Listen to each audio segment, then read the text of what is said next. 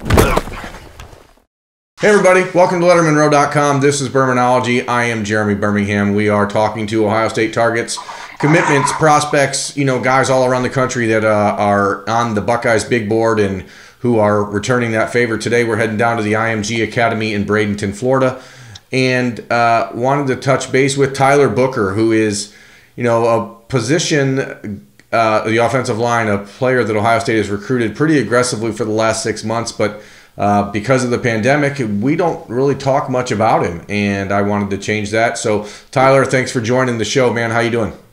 I'm great. How are you? Thanks for having me. Now I'm ready to talk about some Ohio State football. I think that I want to just start there, Tyler, because I'm a nerd. I read everything for my job. I'm paying attention to what other people are writing and saying, and I've read a lot of stuff recently about you, and none of the things that I read involved the words Ohio State, and I wasn't sure. And so my natural response is, that's interesting, because I know from talking to certain people inside and around the Ohio State program that there is some real appreciation for you as a player and who you are as a person. And so I guess I want to start there. How genuine is that interest that you have in the Buckeyes? Is that one of those schools where you're like, I have to get there? It's so genuine. I would say going into high school, Ohio State was one of the top schools I talked about with my family, and I didn't get the offer when I wanted to, but it came at the right time after they had seen my in-season tape. They seen I was really ready to start building that relationship. And most of all, when I built that relationship with Coach Stud. So it's always a school I regarded really highly on my list. I grew up watching them because I grew up a Michigan State fan. That's kind of funny. So I grew up watching them dominate Michigan State, beat up on Michigan State. So they've always caught my eye, for one. And two, just the relationship that I've built with Coach Stud, the offensive line coach, Coach Cook, and Coach Day is growing day by day. And last night I was on a Zoom with them as well, and they showed me what life was like outside of football for the players, and that really stood out to me. On the Zoom, we didn't even talk about football. We just talked about life outside of football and how Ohio State will set me up for life outside of football, life after football as well. That is one of those things that is regularly brought up by kids who are being recruited by Ohio State, is that the Buckeyes do seem to focus on life and not just football. And a lot of times there's conversations, like you just said, that there's not even discussion about football. Who is Tyler Booker off the football field? I've seen you on the field. I see your tape. I know that you don't seem like a very nice person on the field. But off of it, you seem like a pretty affable, fun-loving guy. Like, how do you, unwind and make sure that when you're on the field, you are mean, but off the field, you're this guy? Yeah, I feel like a lot of people who watch my game are surprised about how nice I am, how respectful I am, how funny I am, just because my game is the complete opposite. But no, on a serious note, I really just like hanging out with friends, hanging out with genuine people, and I just like putting smiles on people's faces. I just like seeing everybody. I like being happy. I like some things that make me happy, just being around family and friends. Like I said before, I like to play Xbox. I like to read a little bit. I just like to be around good people. What's your favorite book? My favorite book, I just got through reading a book called Rich Dad, Poor Dad. And that just educated me on financial literacy, but also in that book there were some tips about life. And one of the quotes I remember from that book, and I remember day by day, is just the book says, think with your emotions, it says use your emotions to think, don't think with your emotions. Yeah. So that's just saying, like, put things in perspective. Like, don't be emotionless, but just channel your emotions in the right way. Yeah, that's good advice for everyone, especially in the world we're living in now. When you talk about the family and how, you're a family-oriented guy, how hard was it for you to leave Connecticut to go down to the IMG Academy for the opportunity you've had there with the Ascenders? It was.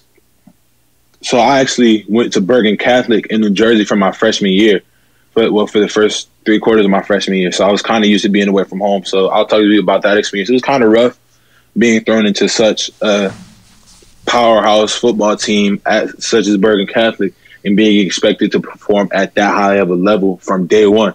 So I feel like that's where I really grew into myself as a young man. That's why I really learned how to become independent, learn how to face adversity and drive through and push through adversity and just really be my own person. So when I came down to IMG, it was just being a little bit further away from home and not being able to come home every weekend like I was able to before. So I feel like this experience has been very beneficial to me. And something I just want to say, people will see at IMG, when they talk about IMG, they think about, oh, yeah, you're making a great sacrifice. Oh, the sacrifice you're making. I don't say it as a sacrifice. I say it as an investment, because when you make a sacrifice, you're losing something. I feel like I'm only gaining things from being here at IMG Academy. Yeah, I mean, again, you're talking, it seems like you have a pretty good handle on things here, and the opportunity that you have going away to IMG, it starts to prepare you, very early for that almost college experience. And I think there are some detractors out there who will say, oh, you're losing some of your childhood, you're giving up your friends, your family, but you're obviously gaining new friends, new family.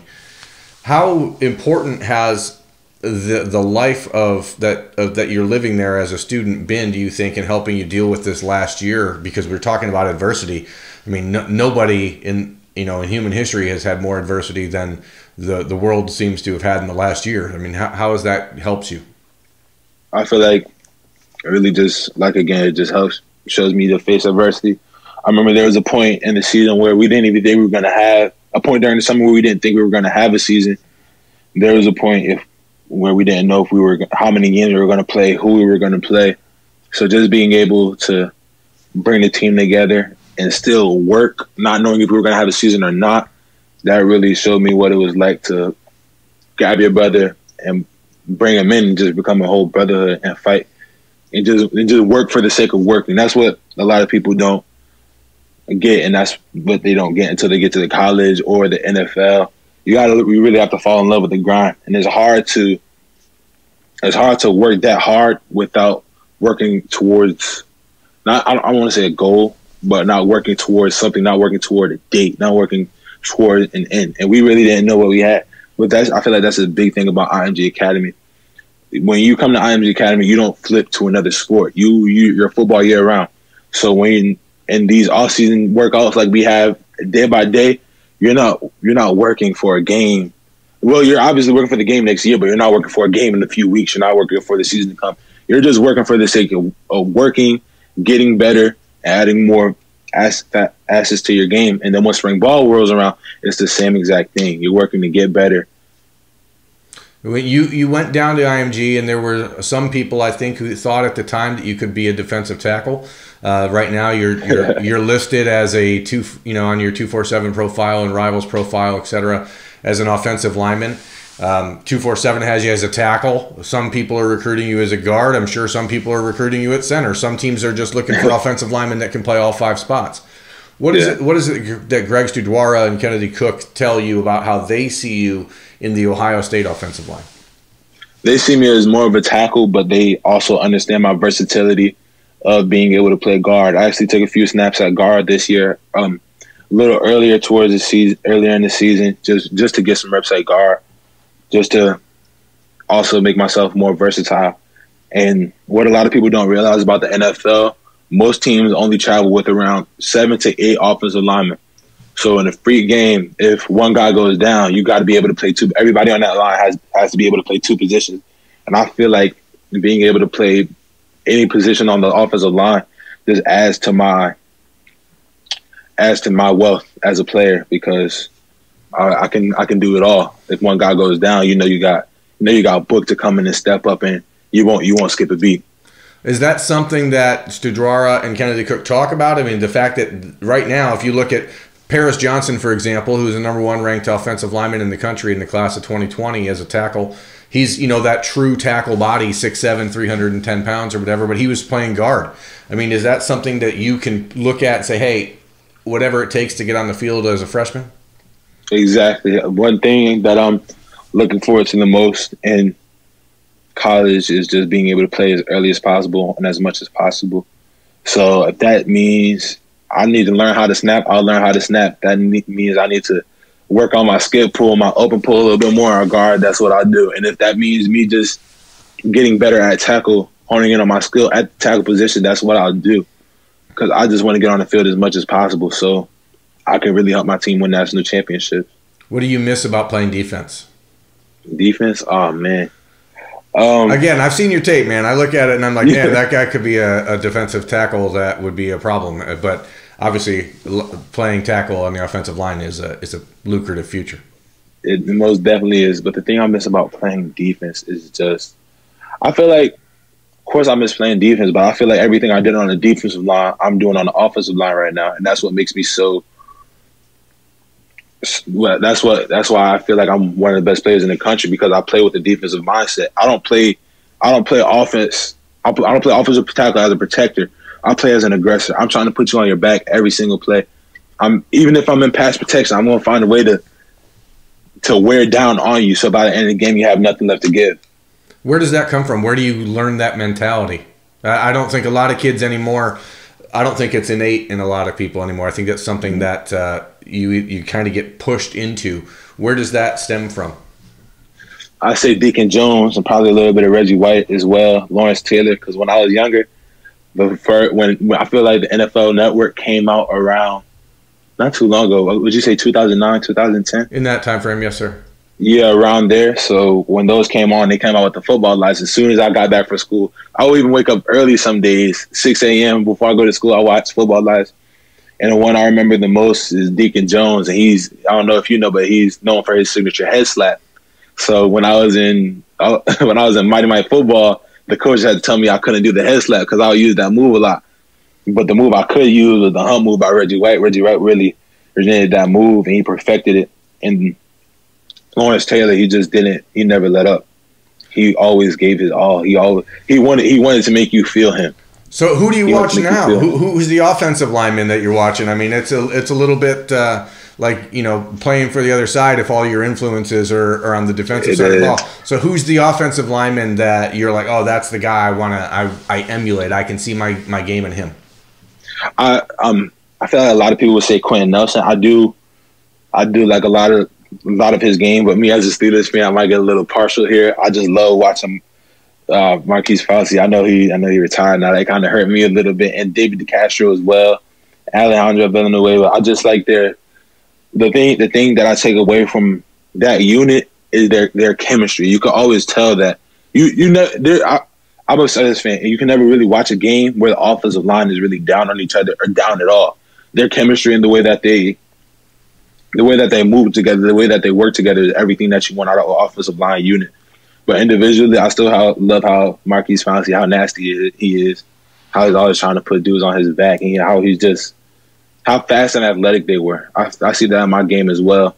Back when Le'Veon Bell was with the Steelers, there was a lot of plays where we got him to the outside. You see Marquise Fauci leading the way for Le'Veon Bell. You see David DeCastro 5 yards ahead of Le'Veon Bell. He has to slow down so he can get the block. But just the way those guys really just got after it every play. I'm a Cincinnati Bengals fan, and so I try not to pay too much attention to the Steelers. But one of the things I think that's interesting, Tyler, is because you're down at IMG, a lot of people almost automatically link you to the SEC schools because that's what's in the area. That's what, before the pandemic began, that's where you had an opportunity to make some early visits. And so then it becomes sort of like, oh, this kid lives in the South. He's going to go to a Southern school. But again, as you mentioned, I mean, you grew up a Michigan State fan. Your uncle played there and won a Super Bowl coming out of Michigan State. You're from Connecticut. Do you have a preference? Where how do you see your college decision being made? Where do you start to really separate what's important versus what's not? I wouldn't so much call it a preference. I just know where my style of play fits the most. So I like off the top of my head, I know those physical, nasty linemen are in the SEC, and I know those very technical linemen are in the Big Ten as well. But you'll still get a bit of both within each conference. And at the same time, both of those conferences have amazing defensive linemen and amazing defenses. So I just want to get better. Iron sharpens iron. That's one of our models here at IMG, and a lot of people are starting to say that now. But I feel like we really live iron sharpens iron here because our practices get really competitive.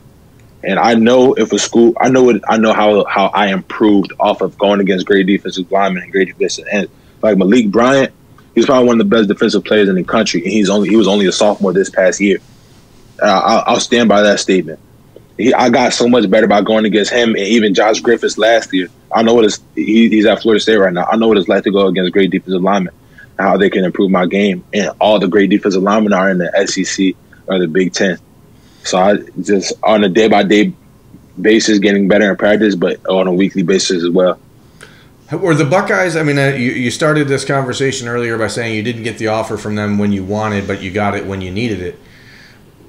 Do you feel like they were in any way behind, or have they had to play any kind of catch-up? I mean, how do you stack up those top schools right now? I know there's the Ohio State, the Georgia, the Notre Dames, you know, Alabama's. They're all involved. I mean, how do you start to stack? How do you separate those great schools? I mean, what little minute things do you have to pay closer attention to? The relationship that I have with the people. I know whichever school I go to, they're gonna have a great football team. They're gonna have a great strength and conditioning program. They're gonna do everything they need to do to keep us healthy as far as recovery. Everybody has that. I want to know the kind of people that you have in the building, because I'm just not. A little side note. I know what it takes to win a national championship at one of the highest levels of high school football, and I know it's very different at the college level. But I still know it still comes down to X's and O's and the people that you have in the building. We had a change in people. We had a change of people in the building. Not saying that the old staff was subpar here at IMG or anything. I love Coach Wright. But what Coach Acosta brought in his culture, I know how a culture can really affect the team. And so I'm just really paying attention to culture, values of their team values, and just how they carry themselves. So I'm really looking at the relationships I build and really getting to know these coaches, because I know the football aspect won't be a problem. Dream scenario, when is your recruitment over? Does this go to December and signing day, or is this, hey, official visits happen in June? Maybe it could be happening then. After I take my officials in June, ideally, if everything goes as planned, because I just saw how the recruiting process still weighed on some of my teammates in their senior year. I want to enjoy my senior year as much as possible and really just focus on school, finish up school great, and just finish out as one of the best offensive tackles to play high school football. So I don't feel like I could do that focusing on where I'm going to college. So I'd like to have that done by June or July. I think sometimes people get so bogged down with the little things they want to accomplish that they let it get in the way of the big goal. And if you hit that big goal, then a lot of times all the other things trickle down and they get accomplished in the meantime. A couple quick hitters here. What number do you wear and why? I wear 54 just because I wore it when I was little. I was in junior pee wee year of football, and that was the number that was given to me. It looked like a cool number. But I feel like that was the year when I really found myself in football, because I was a lot bigger. I was always a lot bigger, a lot stronger than the other kids. But my body, I wasn't growing into my body, so I feel like that's when I really grew into my body. I really found my confidence in the game of football. And that's where I really fell in love. That's when I really fell in love with the sport. What's your hidden talent? My hidden talent. My hidden talent. I'm funny. I feel like I could be a comedian. I watch a lot of comedians. I know a lot of people say that, but I watch a lot of comedians. I've really been studying the art. I really feel like so like stand-up comedian or an improv guy. Those are two very different worlds. I feel like if I worked on it, I could be a stand-up comedian. Or improv. I could be improv too. I'm just a funny guy. Next time that you are on Bermanology, I'm going to ask you for your best joke. Okay, so think about that. We'll get it a couple. You have a few months to work that out. So I'm going to let you get out of here on that note. That's Tyler Booker. I appreciate you taking time, man. He is an Ohio State 2022 target at offensive line, tackle, prospect at IMG Academy. I'm Jeremy Birmingham. This has been Bermanology. Thanks for watching, folks. We'll be back next week with another guest.